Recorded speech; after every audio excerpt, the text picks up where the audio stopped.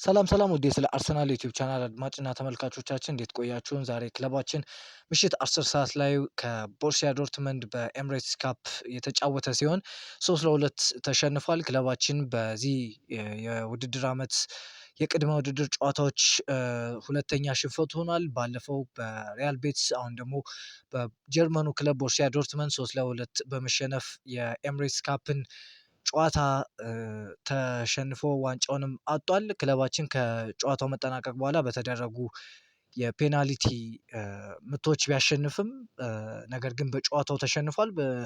በጨዋታው አሸነፈም ተሸነፈም ፔናልቲዎች የሚቀሩ አልነበሩም እና በዛ ምክንያት ነው። ነገር ግን በጨዋታው 3-2 ተሸንፏል። በ2-0 ስንመራ ቆይተን ከረፍት በኋላ ክሪስቶስ ዞሊስ አሲስት ባረገው ኳስ ኤታን ዋኔሪ ጎሉን አስቆጥሮ 2-1 ስንመራ ቆየን። ቀጥሎ ደግሞ ሶስተኛ ጎል ቦርሲያ ዶርትመንድ አገቡ። ሲቀጥል ደግሞ ከክሪስቶስ ዞሊስ ላይ በተሰራው ጥፋት ቪክተር ዮከሬሽ ፔናልቲ አስቆጥሮ 3-2 መሸነፍ ችለናል።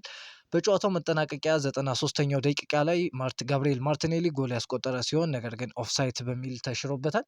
ክለባችን በዚህ ጨዋታ በእርግጥ ብዙ ቋሚ ተጫዋቾችን አላሰለፈም። እንደ በረኛ ላይ ኬፓ እንዲሁም ተከላካይ ላይ ከዋናዎቹ ጋብሪኤል ማጋሌስን ብቻ ነበር ያሰለፈው። በመሃል ሜዳ ላይ ደግሞ ማርቲን ኦዲጋርድ እንዲሁም ካይ ሃቨርትስ እና ማይለስ ሉዊስ ስኬሊን ያሰለፈ ሲሆን በአጥቂ ላይ ግን ቪክተር ዮከሬሽ፣ ክሪስቶስ ዞሊስ እና ካይ ሃቨርት ማክስ ዶማንን አሰልፎ ነበር እና ጥሩ እንቅስቃሴ አላረጉም። በተለይ ማክስ ዶማን፣ ማርቲን ኦዲጋርድ እንዲሁም ክሪስቶስ ዞሊስ ይሻላሉ እንጂ ሌሎች በተከላካይ ቦታ ላይ በተለይ ዊሊያም ሳሊባን ያጣው ጋብሪኤል ማጋሌስ በዚህ ጨዋታ ላይ ጥሩ እንቅስቃሴ አላደረገም።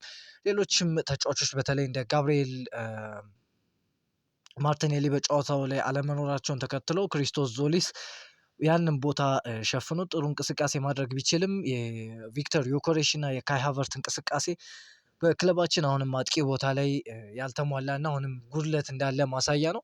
ሚኬል አርቴታ ከጨዋታው በኋላ የሰጠው አስተያየት አለ። በተለይም ይህን ሽንፈት መርሳት እንዳለብንና ከዚህ ለመሻሻል አሁንም መስራት እንዳለብን ነው የተናገረው።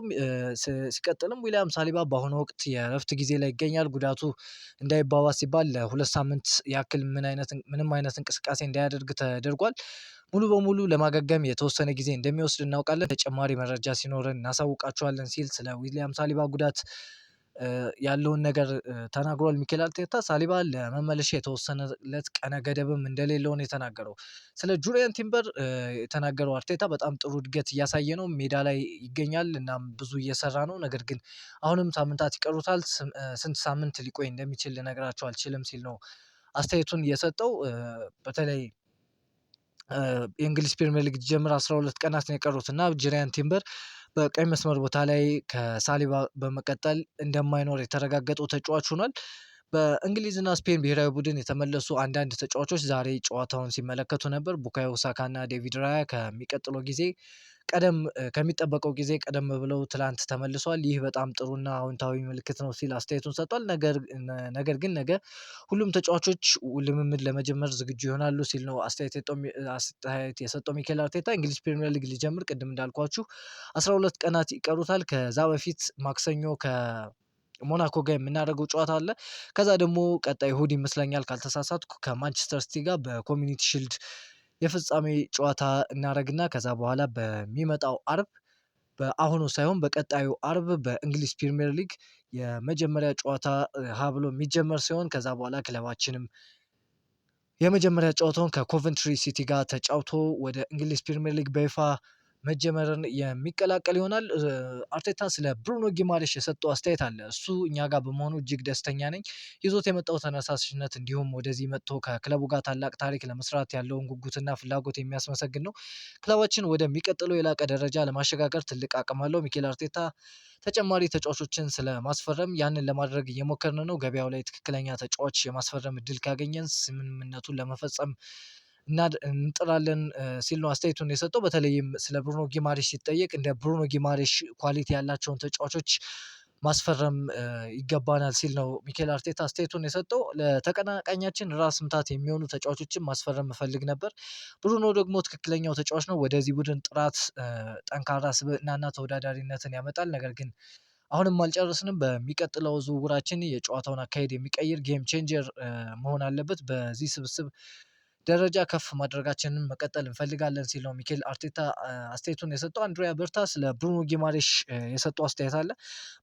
ለብሩኖ እንኳን ደህና መጣ አቀባበል ማድረጋችን ደስታ ይሰማኛል። እሱ እጅግ ድንቅ አእምሮ፣ ጥንካሬ፣ ብቃት ያለው ተጫዋች ሲሆን ለቡድናችን ጠንካራ የሆነ የመሪነት አቅም ይጨምርልናል። በብሩኖ መምጣት የቡድናችን የመሃል ክፍል የበለጠ እናጠናክራለን። ሁላችንም እንደተመለከትነው እሱ የተከላካይ አማካኝ ወይም ቦክስ ቱ ቦክስ ተመላላሽ ሆኖ መጫወት ይችላል። ከፍተኛ የመጫወት ብቃትን ከግዙፍ የስራ ትጋት ጋር የሚያዋህድ ከመሆኑ በላይ የውድድር ዓመቱ ግቦች ማስቆጠርና ወሳኝ የሆኑ ግብ እድሎችን መፍጠር ይችላል። ብሩኖ ለሚካኤል የጨዋታ ዘይቤያችን ለማስፋት ተጨማሪ አማራጮችን ይሰጠዋል። በቡድኑ ውስጥ ያለውን የውድድር ደረጃም ያሳድጋል። ይህ ደግሞ ትልልቅ ዋንጫዎችን ለማሸነፍ የያዝነውን ዓላማ ጠብቆ ለማስቀጠል በጣም ወሳኝ ነው ሲል አንድሪያ በርታ ስለ ብሩኖ ጊማሬሽን ያለውን ሀሳብ እንዲሁም ለቡድኑ ምን ሊጠቅም እንደሚችል አስተያየቱን ሰጥቷል። ብሩኖ ጊማሬሽ የሰጠው አስተያየት አለ። ከቤርታና ሚካኤል አርቴታ ጋር ለመጀመሪያ ጊዜ ከተነጋገርኩ ቅጽበት ጀምሮ በጣም ተደስቼ ነበር። በውስጤ በህይወቴ አዲስ ፈተና እንደሚያስፈልገኝ ተሰማኝ። አርሰናል ተጫዋች በመሆኔ ደግሞም በህይወቴ ውስጥ አስደሳች ፈተና እንደሚሆን አምኛለሁ። በሁለት የዓለም ዋንጫዎች ላይ ከተጫወትኩ በኋላ አሁንም በህይወቴ እንደዚህ ያለ ፈተና እንደሚያስፈልገኝ ደረጃ ላይ ይገኛለሁ። ዋንጫዎችን ማሸነፍና ታሪክ መስራት እፈልጋለሁ። ይህንን ለማድረግ ደግሞ ትክክለኛ ቦታ ላይ እንዳለው አስባለሁ ሲልም አስተያየቱን ሰጥቷል።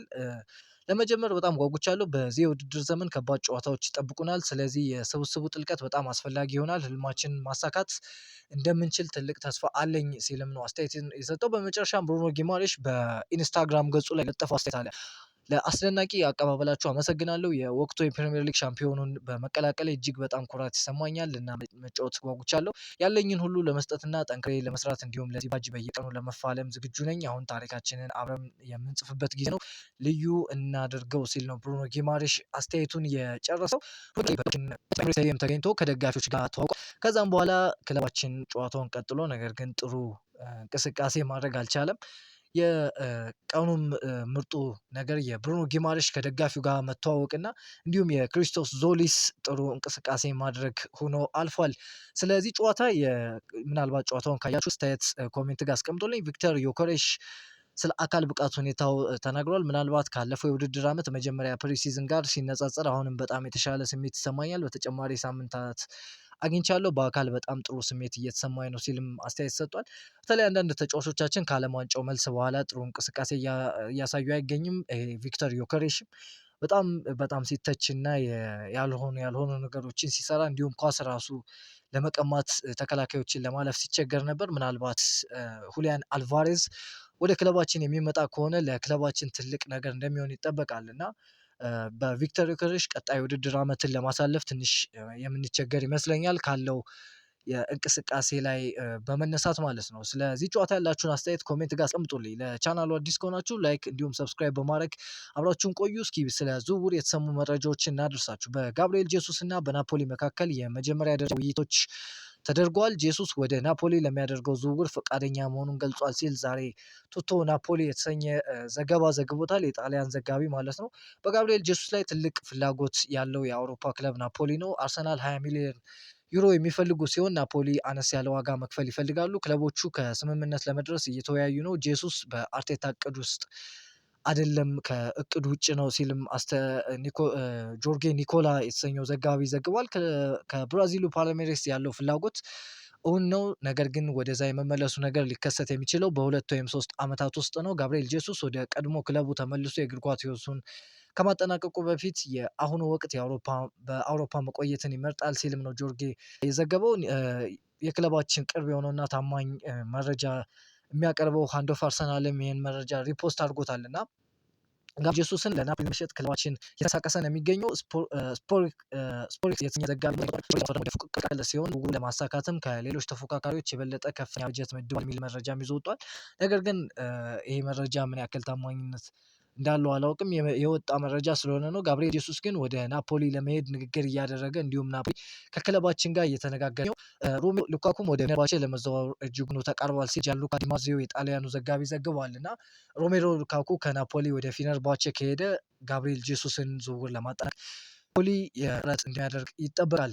በሌላ ዜና አትሌቲኮ ማድሪድ ክርስቲያን ሮሜሮን ለማስፈረም ማድረግ የሚችለውን ሁሉ አድርጓል። አሁን የተጫዋቹ ምላሽ እየጠበቁ ይገኛሉ። በሌላ በኩል አርሰናል በመካከላቸው ምንም አይነት ጥሩ ግንኙነት ባይኖርም እንኳን ቶተንሃም ዳግም እንዲያስብ የሚያደርግ ከፍተኛ የዝውውር ጥያቄ በማቅረብ ዝውውሩን ቀምቶ የመውሰድ ሁኔታ ተጫዋቹን ለማስፈረም በጽናት ዘጋቢ ዘግቧል። ፋብሪዮ ሮማኖ በበኩሉ የቶተንሃም ባለቤቶች አመራሮች ክርስቲያን ሮሜሮን ለአርሰናል ላለመሸጥ ወስነዋል።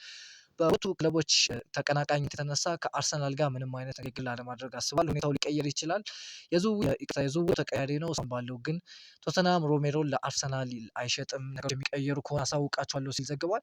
ቶተንሃም ስፖርት በተለይ ከደጋፊዎችም አንፃር ተጫዋቹን ወደ ክለባችን መላክ አይፈልግም፣ መሸጥ አይፈልግም። ነገር ግን ምናልባት አርሰናል ከፍተኛ የዝውውር ሂሳብ ካቀረበ ነገሮች ሊለወጡበት የሚችሉት እድል እንዳለ ነው የተዘገበው። እንደ ቤን ጄኮብስ ዘገባ ደግሞ ክርስቲያን ሮሜሮ ወደ አርሰናል የዘመረው ወሬ እንዲሁ ከመሬት ተነስቶ የተወራ አይደለም። ከዚህ በፊት በአርሰናል ቤት ውይይት ተደርጎበታል። ሮሜሮም ወደ አርሰናል ለመዘዋወር ትልቅ ፍላጎት አለው ሲልም ነው የዘገበው። ሮሜሮ ትልቅ ፍላጎት እንዳለው በተደጋጋሚ በአንድ ኦፍ አርሰናልም ትላንት ተረጋግጧል። እኔ መረጃውን ወደ እናንተ አድርሻለሁ። ነገር ግን በአርሰናል እና በቶተንሃም ሆትስፐር የመስማማት ሁኔታዎች ላይ ይመሰረታል። ቶተንሃም ተጫዋቹን መሸጥ አይፈልግም ለክለባችን። ነገር ግን ከአርሰናል ውድ የሆነ የዝውውር ሂሳብ የሚያቀርብ ከሆነ ምናልባት ቶተንሃም ሆትስፐር የሚችልበት እድል እንዳለ ነው የተገለጸው። ጋላታሳራይ ከአርሰናል ጋብርኤል ማርቲኔሊ ለማስፈረም የ40 ሚሊዮን ዩሮ ጥያቄ አቅርበዋል ሲል ዛሬ የቱርኩ ዘጋቢ ሀልክ ያኩርሊ የተሰኘ ዘጋቢ ዘግቧል። እና ቶም ካንተንም ዛሬ ከመሸ እንዳረጋገጠው ጋብርኤል በጋላታሳራይ ዝውውሩን በተመለከተ አርሰናልን አነጋገሩ ነው የዘገበው። እና አሁን ላይ ደግሞ ዘገበው ናፖሊዎች ጋብርኤል ጄሱስ በአዲስ ጥያቄ ይመለሳሉ። እናም አርሰናል ተጫዋቹን ለመሸጥ 20 ሚሊዮን ፓውንድ ይፈልጋል ሲልም ነው የዘገበው። በተጨማሪም ጋብርኤል ማርቲኔሊ እና ጋብርኤል ጄሱስ በዚህ ክረምት ከአርሰናል ለመልቀቅ ተቃርበዋል ሲል ጋሪ ጄኮብስ ዘግቧል። እና አርሰናል ተጫዋቾችን ለመሸጥ እየሰራ ነው የሚገኘው። ነገር ግን እስካሁን የጋብርኤል ማርቲኔሊ የሚሸጥ ከሆነ ግዴታ ተጫዋች መተካት አለበት። ምናልባት ኬናን ይልዲዝ ሊሆን ይችላል። ነገር ግን ከሱ ውጭ ሌላ አሁን ላይ ጋብርኤል ማርቲኔሊን ቦታ ኢምፕሩቭ ማድረግ የሚችል ተጫዋች አለ ተብሎ አይታሰብም። እና ማርቲኔሊን ከሸጠ ማንን ያመጣል የሚለው ትልቅ ጥያቄ ነው። ነገር ግን አርሰናል ጋብርኤል ጄሱስንም ጋብርኤል ማርቲኔሊንም ለመሸጥ እየሰራ እንደሚገኝ መረጃዎች ያሳያሉ። ዳርሚ ሼት የስካይ ስፖርቱ ዘጋቢ እንደዘገበው ዌስትሃም ሪስ ኔልሰንን በውሰት ማስፈረም ይፈልጋሉ ሲል ዘግቧል። ዌስትሃም ተጫዋቹን በውሰት ነው ማስፈረም የሚፈልገው። አርሰናል ደግሞ 1 ዓመት የቀረውን ሪስ ኔልሰን በቋሚ የዝውውር ሂሳብ መሸጥ ይፈልጋል። ነገር ግን አማራጮች ብዙም የሉም። ሚኬል አርቴታ ስለ ኤታን ዋኔሪ በቅድመ ውድድር ጊዜ ሙሉ እጅግ ድንቅ ብቃት አሳይቷል፣ በሱም በጣም ደስተኛ ነኝ ሲል አስተያየቱን ሰጥቷል። ኤታን ዋኔሪ በዚህ የዝውውር መስኮት ከክለባችን ይለቃል እየተባለ የሚነገር ተጫዋች ነው። ነገር ግን ዛሬ ጨዋታውን ካያችሁት ድንቅ እንቅስቃሴ ካሳዩት ተጫዋቾች መካከል ነው። እና አርቴታ ተጫዋቹን አድንቆታል። ነገር ግን አርሰናል ይሸጠዋል ወይስ ይቆያል የሚለው ትልቅ ጥያቄ ነው። ለዛሬ የነበሩ መረጃዎች እነዚህን ይመስላሉ። ስለተከታተላችሁን ከልብ እናመሰግናለን።